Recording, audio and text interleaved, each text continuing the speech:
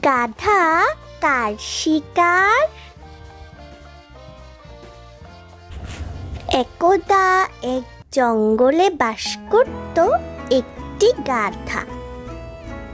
গাধা হলেও সে ছিল খুব চালাক, চতুর ও চঞ্চল। একদিন গাধার খুব পানির তৃষ্ণা পেল। সে পানি পান করার জন্য নদীর পাড়ে গেল আর বলতে লাগলো, অনেক দিন পর এরকম নদীর স্বচ্ছ ও সুন্দর পানি পান করব। দেখে আমার মনটা একবারে ভরে গেল।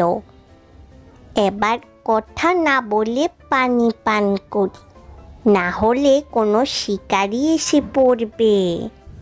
এই বলে গাধা পানি পান করতে লাগে।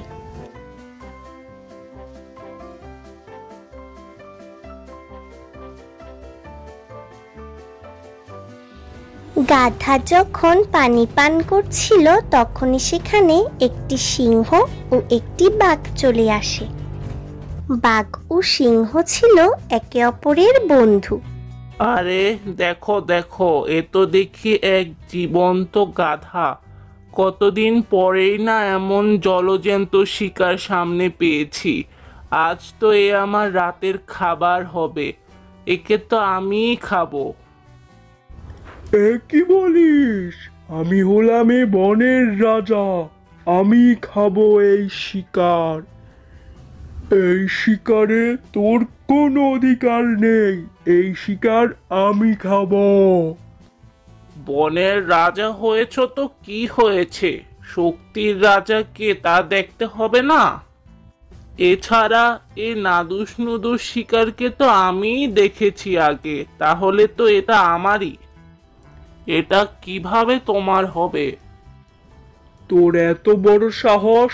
তুই বনের রাজার কথা শুনছিস না? তুই বনের রাজার কথা অমান্য করিস?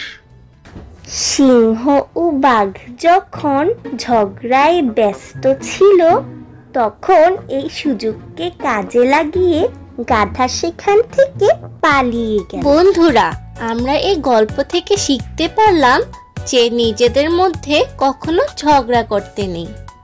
ভিডিওটি ভালো লাগলে লাইক, কমেন্ট এবং সাবস্ক্রাইব করে দিও।